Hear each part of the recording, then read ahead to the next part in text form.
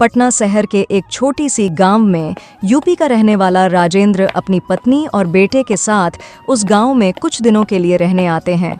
वे तीनों जंगल के रास्ते से आते रहते हैं। तभी सामने से एक बाबा आते हैं और साइकिल रुकते हुए राजेंद्र से पूछते हैं, अरे बेटा, कहाँ जा रहे हो? इस गांव में नहीं लगते हो। कोई जरूरी काम था क्या?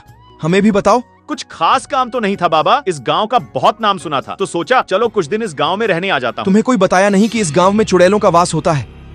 ये जगह जितना सुंदर है उतना ही डरावनी भी है। मैं आज के टाइम में भूत चुड़ैल पर यकीन नहीं रखता बाबा। क्या आप भी अंधविश्वासों वाली बात करते हैं? इतना कहकर राजेंद्र अपनी पत्नी के साथ गांव की तरफ आगे बढ़ जाता है। राजेंद्र जी के गांव में ठहरने की बात सरपंच जी को पहले ही पता चल जाता है। तभी सरपंच जी अपने आदमी द्वारा उनके लिए एक घर का इंतजाम करवाते हैं। साहब, सरपंच जी ने आपके लिए इसी घर में रहने की व्यवस्था की है। हाँ, घर तो बहुत अच्छा है। सरपंच जी को मेरे तरफ से धन्यवाद बोलना।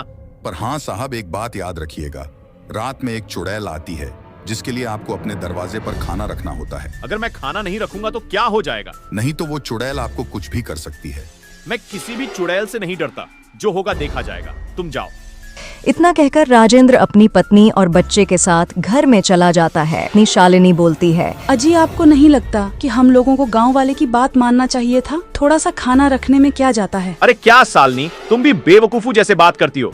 आज के टाइम में इन भूतों पर यकीन रखती हो। रात होते ही वह चुड़ैल सभी के दरवाजे से खाना खाने के बाद अंत में राजेंद्र के दरवाजे पर आती है, पर वहाँ पर कोई खाना नहीं रखा हुआ होता है। तभी वह चुड़ैल गुस्से से बोलती है, वाव, ये कौन इंसान है जो मेरे लिए खाना नहीं रखा? आज मैं इसे नहीं छोड़ूंगी। इतना बोलने के बाद वह चुड़ैल दरवाजे को जोर जोर से पीटने लगती है। अंदर बैठे शालिनी और उसका बेटा रोहित यह सुनकर काफी डर जाते हैं। तभी रोहित खड़ा होकर अपने पापा से बोलता है, अरे पापा, लगता है बाहर कोई आया हुआ है, जोर जोर से दरवाजा पीट रहा है। पता ना कौन है। अरे बेटा, हो सकता है सरपंच जी का आदमी हो। सालनी, तुम खिड़की से देखना कौन है। शालिनी जब बाहर खिड़की से देखती है तो बाहर एक चुड़ैल होता है जो दरवाजे को जोर जोर से पीटते रहती है। यहाँ देखकर शालिनी काफी डर जाती है। अजी, ये तो वही चुड़ैल आई हुई है जिसके बारे में गांव वाले बता रहे थे। ठीक है, तुम बाहर नहीं आते हो तो मैं ही अंदर आ जाता हूँ। तभी वह चुड़ैल बाहर से गायब हो जाती है। यहाँ सुनकर राजेंद्र के तीनों फैमिली काफी डर जाते हैं। इसका मतलब सालनी, गांव वाले सच बोल रहे थे। मैं ही उनकी बातों पे यकीन नहीं किया। पता ना क्या होगा। पर ये क्या, वह चुड़ैल राजेंद्र के पीछे आ जाती है।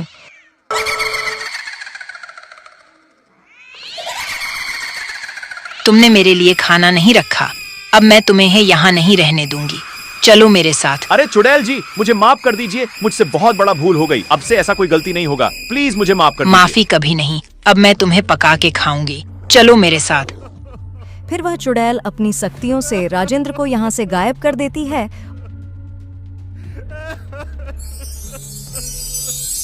और खुद भी गायब हो जाती है। राजेंद्र के चले जाने के बाद शालिनी और उसका बेटा रोहित बहुत रोते हैं। अगली सुबह गांव के सभी लोग शालिनी की बातें सुनते हैं। तभी उसमें से एक बाबा बोलते हैं, अरे बेटी, तुम्हें पता था ना कि रात में खाना घर के बाहर रखना होता है, फिर तुमने क्यों नहीं रखा? क्या बताऊं बाबा, मैंने उनको ये बात बताया था लेकिन वो मेरी बात सुनते ही कहा है। हाँ, तुमने सही कहा। मेरी बातों को भी उसने ऐसे ही इग्नोर किया था। इसका एक ही उपाय क्या है। उपाय है बाबा? जल्दी से बताइए। मैं अपने पति को छुड़ाने के लिए हर एक उपाय करने के लिए तैयार हूँ। बेटी, अपनी पति को छोड़ाने के लिए तुम्हें बिरयानी बना के लेके जाना होगा। उस चुड़ैल को बिरयानी बहुत पसंद है। जी बाबा, मैं बिरयानी जरूर लेके जाऊंगी। रात होती ही इस गांव की कुछ लोग शालिनी और रोहित आग लेकर उस चुड़ैल के गुफा की ओर जाने लगते हैं। थोड़ी देर जाने के बाद वे सभी लोग चुड़ैल के दरवाजे के पास आ जाते हैं। तभी वो बाबा शालिनी से बोलते हैं, देखो सालनी, अब हम लोग अंदर जाएंगे। तुम्हें बस इस बिरयानी के बदले अपनी पति को छोड़ने के लिए कहना है, ठीक है? जी बाबा, आप जैसा बोले मैं वैसा ही करूंगी। राजेंद्र को एक पिंजरा में बंद कर रखती है। तभी वह चुड़ैल झाड़ू पर उड़ते हुए आती है। अब मैं तुम्हें इस आग में पका के खाऊंगी। बहुत मजा आएगा क्या? चुड़ैल के जाते ही गांव वाले भी आ जाते हैं। अरे इनको तो पिंजरा में बांध के रखा है। भूतनी चुड़ैल, कहाँ हो तुम? देखो, मैंने तुम्हारे लिए गर्म बिरयानी लाया है।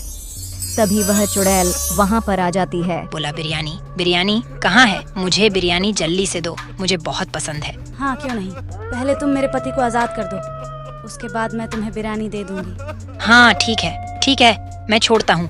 तभी वह चुड़ैल बिरयानी के लालच में आकर अपने शक्तियों से राजेंद्र को पिंजरे से आजाद कर देती है और फिर वह चुड़ैल राजेंद्र से बोलती है, घर के बाहर रखकर सोना, वरना इस बार तो छोड़ रहा हूँ, अगली बार से नहीं छोड़ूंगी।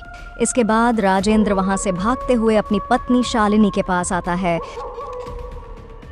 लो, मैंने तुम्हारे पति को छोड़ दिया, इसके बदले में तुम मुझे गर्मा गर्म बिरयानी दे दो। चुड़ैल, तुम एक मदद और कर दो, तुम अपनी शक्तियों से हम सभी को बाहर गेट पर छोड़ दो। हाँ, क्यों नहीं, तुम लोगों को जाने के बाद मैं अपना चिकन बिरयानी खाऊंगा। चुड़ैल अपने शक्तियों से सभी को गेट के बाहर छोड़ देती है। तभी राजेंद्र बोलता है, दोस्तों क्या सीखा आपने? अगर कोई बड़े बुजुर्ग किसी बात के लिए मना करते हैं तो हम लोगों को उनकी बातें मानना चाहिए, उस बात का रिसर्च करना चाहिए, वहीं उसे इग्नोर नहीं करना चाहिए।